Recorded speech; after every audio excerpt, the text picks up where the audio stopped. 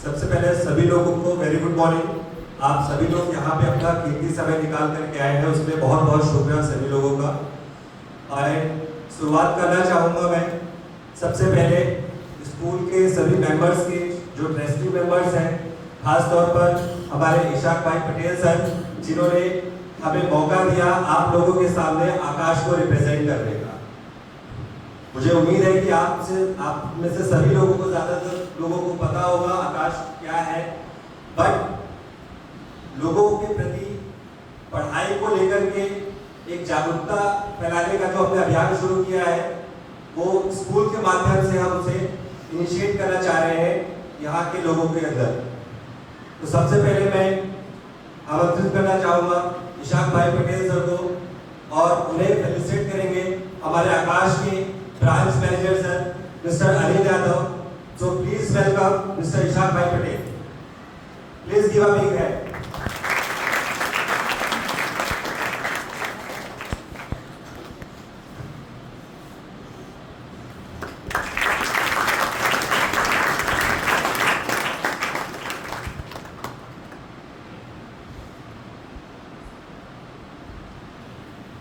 Thank you so much sir. आप आकाश की तरफ से मैं इनवाइट करना चाहूंगा निखिल वानखेड़े सर को, जो कैंटीन हेड है हमारे आकाश इंस्टीट्यूट 8, 9, 10 फाउंडेशंस के सीनियर हेड रह चुके हैं। पिछले 10 सालों से आकाश को रिप्रेजेंट करते आ रहे हैं। 8, 9, 10 स्टैंडर्ड के बच्चों को उनके सपनों की मंजिलों को साकार करने के लिए, जिन्होंने अपनी कड़ी मेहनत से अटूट रिजल्ट देते आए हैं, मैं उन्हें इनवाइट करना चाहूंगा और वो फैसिलिटेट करेंगे हमारे अब्दुल रज़ाक भाई सर को। सर प्लीज आप यहाँ एक बार आ जाइए।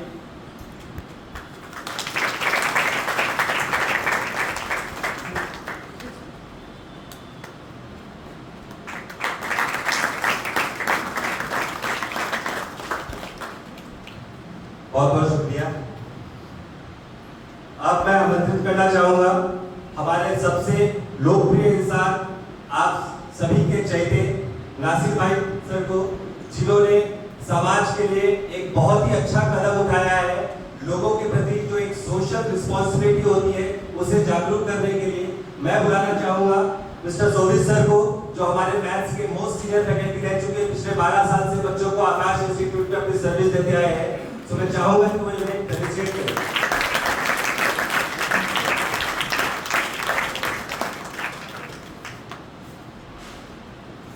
बहुत बहुत धन्यवाद। अब मैं निवेदन करूंगा हमारे याकूब भाई जी को, वो स्टेज पे आए और उन्हें फैसिलिटेट किया जाएगा। हमारे admin sir mister Gajendra, please most welcome sir, please give a big hand.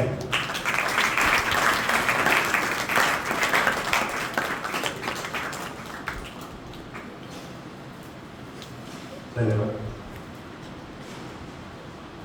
अब मैं एक ऐसे शख्स को बुलाना चाहूंगा यहाँ पे, जो आप सभी लोगों के लिए एक सबसे बड़े इंस्पिरेशन है, जिसे हम सोर्स ऑफ इंस्पिरेशन कह सकते हैं। आपके चहेते miss principal ma'am Pathan Mehta Khan. So please big hand, उन्हें फेलिसिटेट किया जाएगा हमारे branch manager mister Anil Yadav sir के थ्रू।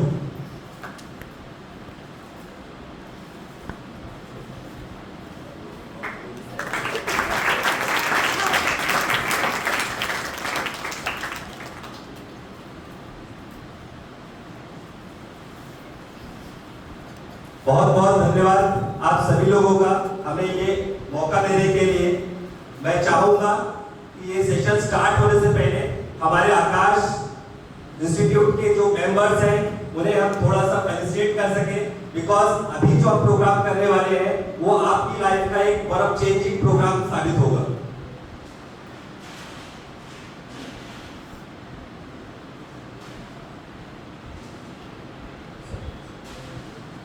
माफी चाहूंगा, एक नाम मिस हो गया, जो कि हमारे लोकप्रिय है मिस्टर जाकिर भाई। उन्हें इनवाइट करना चाहूंगा to facilitate. Mister Zakir sir please welcome, जिन्हें सोवित सर फैसिलिटेट करेंगे।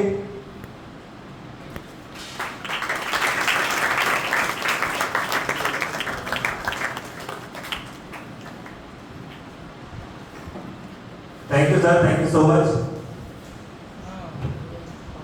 इशाक भाई सर से मेरा निवेदन है, वो हमारे आकाश के जो ब्रांच मैनेजर है मिस्टर अनिल यादव, उनको उनको फेलिसिट किया जाएगा। सो please welcome mister Anil Yadav sir on the stage and please welcome sir.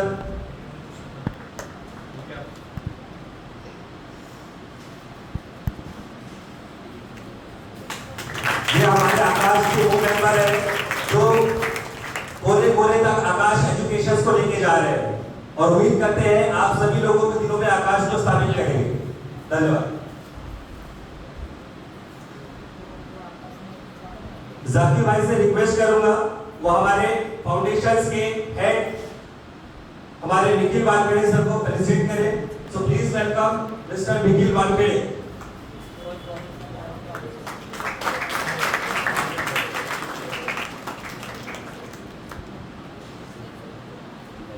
Thank you sir.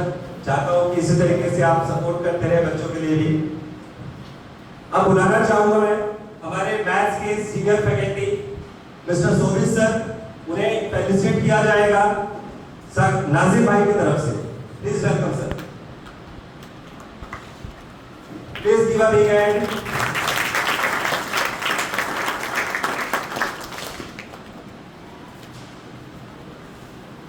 Thank you so much आप सभी लोगों का। सेशन की शुरुआत करने से पहले मैं सभी पेरेंट्स को और स्टूडेंट्स को थैंक्स कहना चाहूंगा जिन्होंने अपना कीमती समय निकाल करके यहाँ पर आने का हमें एक चांस दिया है कि हम आकाश को रिप्रेजेंट कर सके। उसके साथ साथ यहाँ पे आप में से काफी लोग ऐसे होंगे जो ये जानने के लिए बहुत एक्साइटेड होंगे कि हम यहाँ पर क्यों इकट्ठा हुए। सभी स्कूल के मेंबर्स, आकाश की faculties, social workers, parents, students, यहाँ पे सभी लोग एकत्रित हैं। बट सभी के मन में एक सवाल आ रहा होगा कि हम लोग यहाँ पे आखिर इकट्ठा हुए क्यों? कोई बता सकता है किसी को? Any guess? क्या रीजन है जो हम यहाँ पे एक यहाँ पर हमने आपस में एक गेट टुगेदर किया हुआ है? एनीवन?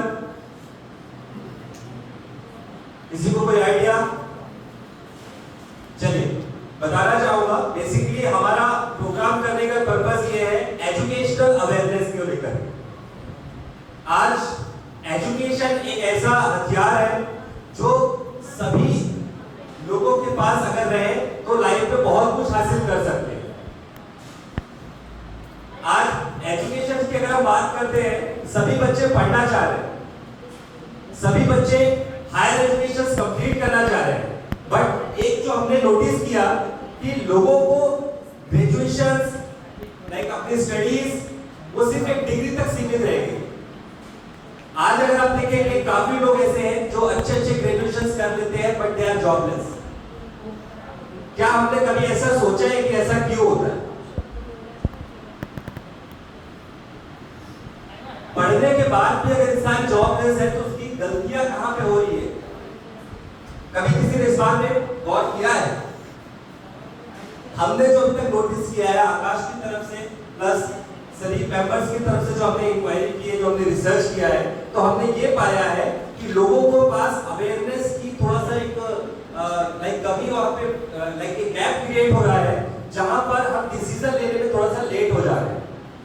आज एजुकेशन की अगर हम बात करते हैं तो एक कॉमन सेंस हमारे दिमाग में आता है कि लाइक 8 के बाद 9 करेंगे, 9 के बाद 10 करेंगे, 10 के बाद 11 12। बट आप में से कुछ लोग ऐसे होंगे, हार्डली 5 या 10% बच्चे ऐसे होंगे जो ये जानते हैं कि मुझे लाइफ में करना क्या है। मैं स्टूडेंट से जानना चाहता हूँ कितने लोग ऐसे हैं जिन्होंने अपना ड्रीम सेलेक्ट कर लिया है कि मुझे ये करना है इस एज में? 8 9 10 जिन्हें भी ओके विच क्लास? आपसे मैं मिल चुका हूँ, मैं इनसे जानना चाहता हूँ। आप लोगों में से किसी ने हाथ रेज किया था? हाँ बेटा, क्या बनना चाह रहे हैं आप? Business women. Very good, business women. Please give a big hand because इन्होंने इस एज में इस चीज को अगर अपना प्लान कर लिया है तो ये बहुत बड़ी बात है। आप लोग देख रहे होंगे कि आप ही लोगों के ग्रुप में 1 2 या 4 6 बच्चे हैं जो अपने करियर को लेकर प्लान कर चुके हैं, है ना? तो ये चीज जानने की बहुत जरूरत है कि हमें एक्चुअल में अपना जो प्रिपरेशन लेवल है वो किस एज पे स्टार्ट करना होता है। आज एजुकेशन के फेजेस को अगर हम देखते हैं तो 4 फेजेस में डिवाइड हुआ है education. Phase 1 class 1 to 4, phase 2 5 to 7, phase 3 8 to 10 and phase 4 11 to 12। बच्चे का पूरा करियर इन्हीं 4 फेजेस में डिजाइन किया गया है, पूरा करियर। फर्स्ट जो 2 फेज है, फेज 1 फेज 2, यहां पे हम एक चीज नोटिस करते हैं कि फेज 1 फेज 2 जो होता है वो बच्चों का वो समय होता है जहां पे हम भी चाहते हैं कि वो अपना बचपना जिए, है ना। कोई भी प्रोग्राम, फैमिली फंक्शंस वगैरह हम अगर कंडक्ट करते हैं तो वहां पे हमने देखा है कि हम बच्चों को स्कूल जाने से एक बार हम रोक देंगे कि बेटा स्कूल आज छुट्टी ले लो, हम प्रोग्राम अटेंड कर लेंगे। बट यही स्टूडेंट जब 8th स्टैंडर्ड में आते हैं, 9th स्टैंडर्ड में आते हैं और 10th स्टैंडर्ड में आते हैं तो हम लोग क्या करते हैं, बच्चों को फंक्शन में लेके जाते हैं या उन्हें स्कूल अटेंड करवाते हैं? पेरेंट्स से जानना चाहूंगा, एनीवन, या आप में से कोई बता सकता है कि 7th स्टैंडर्ड तक जब बच्चे छोटे होते हैं तो क्या उन्हें हम अपने फंक्शंस को छोड़, मतलब अपने स्कूल को गैप देने की बजाय क्या हम अपने फंक्शंस अटेंड नहीं करवाते, छुट्टियों मनाने नहीं जाते? ऑफ कोर्स जाते हैं। ज्यादा दिन की बात नहीं कर रहा हूं, 1-2 दिन की बात कर रहा हूं। बट जब बच्चे 9th 10th में आ जाते हैं तो एक अंडरस्टैंडिंग आ जाती है कि नहीं, अभी उसके लिए पढ़ाई जरूरी है, प्रोग्राम चलता है ना। तो 7th स्टैंडर्ड तक बच्चे क्या कर रहे हैं, एवरेज है, अबव एवरेज है, टॉपर है, बिलो एवरेज है, फर्क नहीं पड़ता। उसको बेसिक एजुकेशन मिलना चाहिए जो कि हर स्कूल प्रोवाइड कर रही है। मिशन स्कूल पे जो हमने देखा है कि लाइक बच्चों को जो एजुकेशन दिया जा रहा है वो एक नेक्स्ट लेवल पे है। मतलब आप अगर सिटी में जाके देखते हैं और यहाँ पे आप जो बच्चे एजुकेशन गेन कर रहे हैं, दोनों में कोई डिफरेंसेस देखने को नहीं मिलेगा। बट ये जो बातें होगी ये तो स्कूल लेवल पे हम बहुत अच्छा कर रहे हैं, पर 8, 9, 10 ये हमारा सबसे स्ट्रॉन्ग पिलर है। 8, 9, 10 एक ऐसा फेज है जहां पे बच्चा अपना करियर प्लान करता है। हार्डली 10 to 15% ही ऐसे बच्चे हैं जो करियर डिसाइड कर पाते हैं। आप तक के सामने में देखा हुआ है। आप में से कितने लोग हैं जिन्होंने स्कूल के अलावा कोई और एग्जाम दिया है या नाम भी सुना है? एनीवन? प्लीज खड़े जाइए। क्या नाम है बेटा आपका? तो मुझे बताइए कि आपने स्कूल के अलावा कौन सी एग्जाम्स दिया है?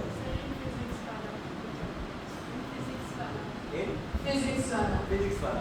So do you really think that physics वाला जो एग्जाम दिया है वो एक नेशनल लेवल का exam? Little bit, okay. Any other? कोई और बताना चाहेगा? कोई? यहाँ पे प्रॉब्लम्स, ये चीज हमको आइडेंटिफाई करना बहुत जरूरी है और इसी के लिए हम लोग यहाँ पे इकट्ठा हो। हमें पता ही नहीं है कि 8, 9, 10 के बेस पर नेशनल लेवल की कॉम्पिटिटिव एग्जाम्स कंडक्ट की जाती है।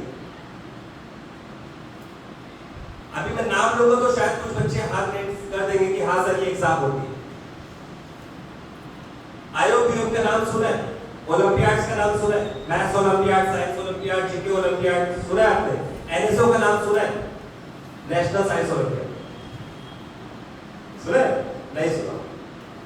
स्टेट बोर्ड और सीबीएसई, आज यहाँ पे देख रहा हूँ कि जो थोड़ा सा लाइक सिटी की तरफ जब एंटर करते हैं तो वहां पे सीबीएसई का क्रेज है। एक हवा बना के रखा है लोगों के मन में कि सीबीएसई वाले बच्चे टॉप करते हैं। गलत फहमी है, कोई फर्क नहीं है सीबीएसई और स्टेट बोर्ड में। सिर्फ एक फर्क है अवेयरनेस का। सीबीएसई के बच्चों को अगर आप देखेंगे तो 2nd क्लास में उनका कॉम्पिटिटिव एग्जाम में पार्टिसिपेशन करना स्टार्ट हो जाता है। पर अभी आप जैसे देख रहे हैं 8, 9, 10 स्टैंडर्ड में हम आ चुके हैं, बट कॉम्पिटिटिव एग्जाम्स का नाम तक हमको अगर याद नहीं आ रहा है, इट मींस कि कहीं ना कहीं लैकिंग है। तो आप खुद सोचिए कि जो सीबीएसई वाले स्टूडेंट होते हैं वो 2nd क्लास से ही अपने आप को नेशनल लेवल पे कम्पीट करना स्टार्ट कर देते हैं।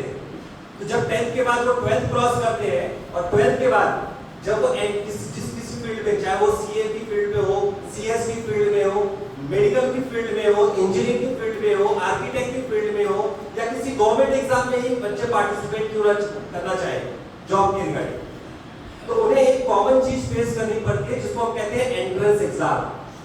यस और नो? विदाउट एंट्रेंस एग्जाम कोई बच्चा डॉक्टर बन सकता है, कोई बच्चा इंजीनियर बन सकता है, कोई बच्चा गवर्नमेंट जॉब में जा सकता है, कोई बच्चा सीए या सीएस कर सकता है? Answer is no. आप 12th में 99 नहीं 100% लाते, जीरो वैल्यू है उसकी। डॉक्टर बनने के 50% चाहिए से एलिजिबिलिटी क्राइटेरिया, ओनली 50% इन पीसीबी ग्रुप। इंजीनियर बनने के लिए 50% चाहिए से, सिर्फ 50%। तो ग्रेजुएशन आप किसी भी फील्ड में करेंगे, एंट्रेंस देना कंपलसरी।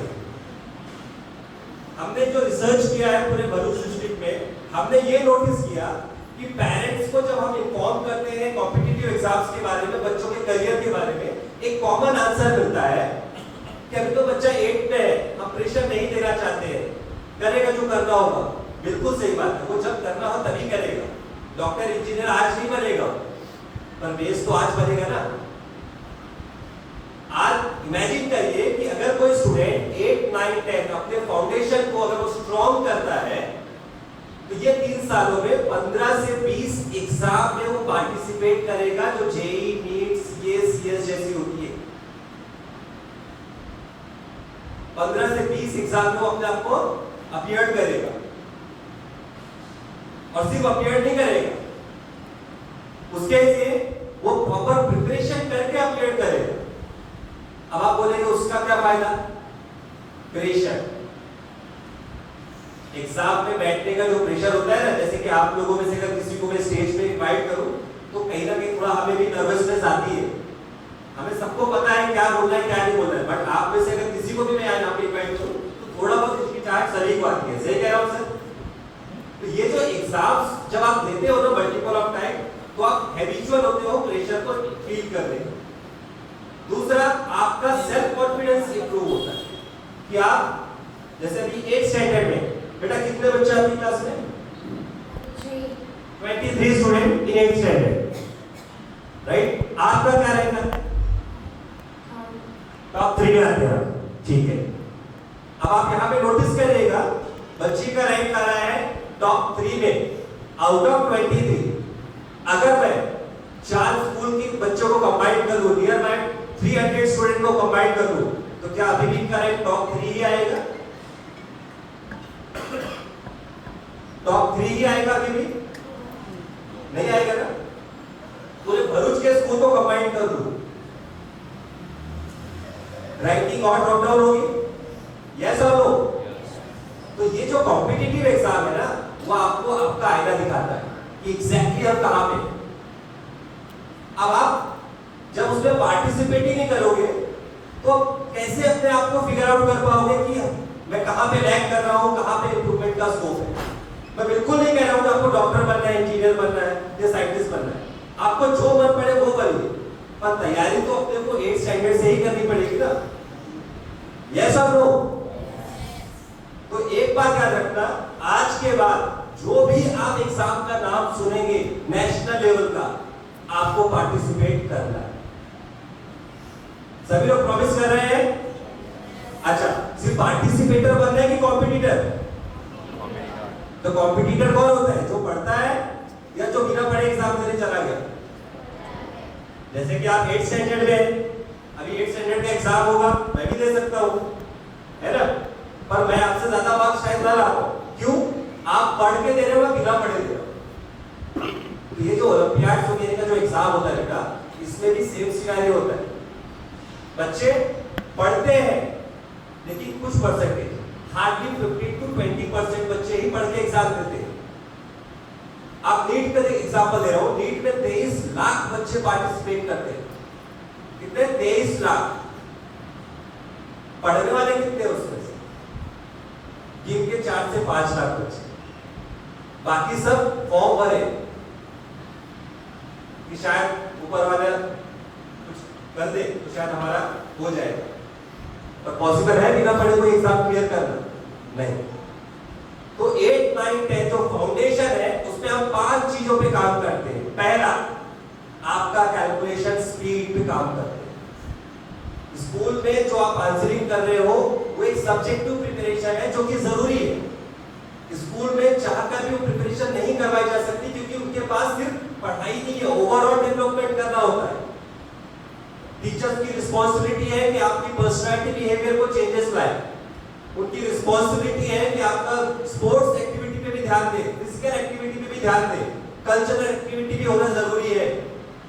अगर हॉलीडे है, नेशनल हॉलीडे है, तो वो चाहकर भी आपको नहीं बुला सकते।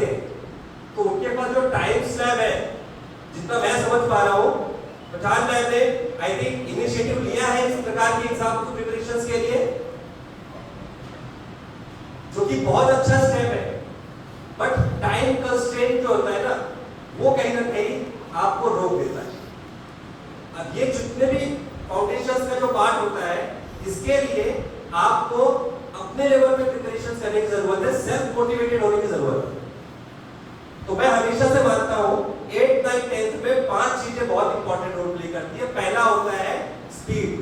किसी भी एग्जाम में आप पार्टिसिपेट करोगे, आपको मल्टीपल चॉइस क्वेश्चन पूछे जाते हैं, क्विज कंपटीशन टाइप के क्वेश्चन पूछे जाते हैं। यस और नो? जेईई में, नीट में, इवन तो कौन बनेगा करोड़पति भी आप देखते हैं तो वहां पे भी सेम चीज है। फास्टेस्ट फिंगर क्यों होता है? सुना है आपने? फास्टेस्ट हॉट सीट पे कौन बैठता है? फास्टेस्ट फिंगर जो विन करता है वही बैठता है ना। What is mean by fastest finger? सबसे जल्दी आंसर देने वाला व्यक्ति। यस और नो? तो कोई भी कॉम्पिटिटिव एग्जाम में आप जाते हो तो आपको स्पीड पे काम करना है, कैलकुलेशन स्पीड, आंसरिंग स्पीड। दूसरा होता है एक्यूरेसी। आपको जल्दी आंसर देना है पर करेक्ट देना है, क्योंकि नेगेटिव मार्किंग भी होती है। पता है आपको? नीट में नेगेटिव मार्किंग होती है, सीए का जो एग्जाम होता है उसमें भी नेगेटिव मार्किंग होती है, एमबीए का जो एंट्रेंस एग्जाम होता है उसमें भी नेगेटिव मार्किंग होती है। तीसरा होता है कॉन्सेप्चुअल स्टडीज। ये सबसे इंपॉर्टेंट चीज है। आप लोगों में से बहुत से लोगों के साथ ये एग्जांपल्स मैं लिया भी हूं, बट एक बार वापस से लेना चाहता हूं। कॉन्सेप्चुअल स्टडीज का मतलब ये होता है कि हमें रट्टापाई नहीं करना है, हमें रट्टापाई नहीं करना है। जो भी चीजें हम पढ़ रहे हैं उसके पीछे का लॉजिक होता है, उसके पीछे का रीजन होता है। जैसे कि फॉर्मूला है force equals to mass into acceleration. Yes और नो? कितने लोगों को पता है फोर्स का फॉर्मूला? 10 स्टैंडर्ड्स पता है? Force equals to mass into acceleration. Acceleration क्या है? Change in velocity. Very good. Absolutely right. And what is velocity?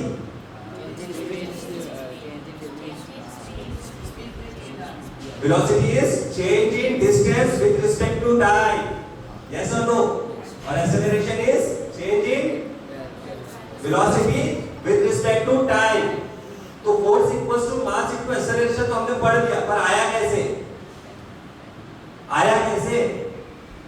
Area of circle का फॉर्मूला क्या है? Pi R square. कैसे आया पाई आर स्क्वायर? डायरेक्ट हमने फॉर्मूला लिख लिया, area of circle that is equals to pi R square. चलो basic सबसे छोटा एग्जांपल, 2 4 जा कितना होता है बेटा? 8 पक्का? 3 5 जा 15, 3 5 जा 15 होता है। बहुत बढ़िया। 4 7 जा कितना होता है? 4 7 जा सॉरी 28। कितने लोगों को लगता है 4 7 जा 28 होता है? Please raise your hand. कितने लोगों को लगता है 4 7 जा 28 होता है? ओके, मैं इसका आंसर पेरेंट्स से जानना चाहूंगा। जो भी इसका आंसर देना चाहते हैं please raise your hand. Parents में से कोई इंटरेस्टेड है? Yes ma'am, what's your good name?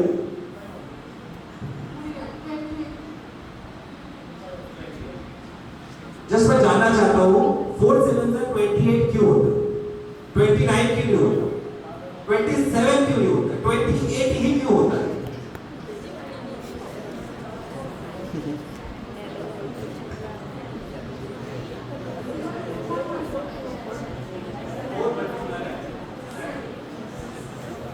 मैं वही, मेरा क्वेश्चन वही था कि आप कह रहे हैं 4 7 से 28 हो रहा है, तो 7 4 से भी तो 28 होता है। पर आकाश पिछले 37 सालों से बच्चों को पढ़ाते आ रहा है 4 7 से 29। क्या लगता है, आकाश सही पढ़ा रहा है या आप लोग जो बोल रहे हैं वो सही? और आकाश अगर गलत बोल रहे हो आकाश को, तो आपको आंसर करना पड़ेगा क्यों। बस ये आंसर मत करना कि हमने बचपन से टेबल में पढ़ते हैं।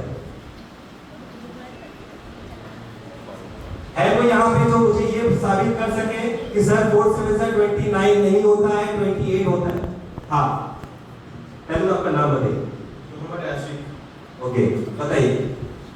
7 को हम 4 टाइम्स लेंगे तो 28 होगा, और 4 को 7 टाइम्स लेंगे तो भी 28 होगा। इसलिए 7 4 जा और 4 7 जा 28। मेरा आगे क्वेश्चन वही है, 4 मल्टीप्लाई बाय 7 और 7 मल्टीप्लाई बाय 4 दोनों का आंसर सेम है, पर कॉन्सेप्ट। चलिए, इस एग्जांपल से मैं एक ही चीज आपको बताना चाहता हूं, कॉन्सेप्चुअल स्टडीज की डेफिनेशन। 4 मल्टीप्लाई बाय 7 का मतलब क्या होता है, पहले ये समझना पड़ेगा, मतलब समझना पड़ेगा हमें। 4 मल्टीप्लाई, मल्टीप्लिकेशन क्या है? रिपीटेड नंबर का एडिशन। यस और नो? सभी को पता था, पर दिमाग में कभी जोर नहीं दिए, क्योंकि आपको 20 तक टेबल रटाया गया था, हमने रट दिए। अगर मैं आपको 3845 मल्टीप्लाई बाय 7 बोलूं, तो उसका टेबल तो आपने रटा ही नहीं है। तो हमें रेक्टिफिकेशन नहीं करना है, चीजों को समझना है, उसके पीछे का अंडरस्टैंडिंग होना चाहिए। तो 4 7 जा 28 इसलिए होता है 4 मल्टीप्लाई बाय 7, मतलब 4 को 7 टाइम ऐड करना है। आप जो बोलना चाहते हैं, ऐड वाला वर्ड आप मिस कर देते, बाकी आप सही थे। बट एनीवे, इतने लोगों में आपने आंसर करने की हिम्मत दिखाई है, बहुत बहुत मैं कांग्रेचुलेट कहना चाहूंगा, आप सभी लोगों को कहना चाहूंगा, please give a big hand for you.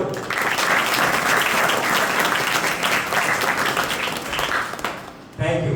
तो 4 मल्टीप्लाई बाय 7 मतलब 4 को 7 टाइम ऐड करो, आंसर 28 आएगा। 7 मल्टीप्लाई बाय 4, तो इसमें क्या करना है, 7 को 4 टाइम ऐड करना है। तो इस तरीके से अगर हम कॉन्सेप्चुअल स्टडीज करते हैं तो लॉन्ग तब तक हम चीजों को याद रख सकते हैं, रट्टाफाई करने की जरूरत नहीं। चौथा जो इंपॉर्टेंट पॉइंट आता है, एप्लीकेशन बेस्ड लर्निंग। आज सबसे बड़ा जो चैलेंज आता है ना, वो किसी भी कॉम्पिटिटिव एग्जाम में इसी टॉपिक पे आता है, जिसको हम इग्नोर कर देते हैं। आज हम पढ़ाई जो कर रहे हैं टिल 10th, इवन तो 11th 12th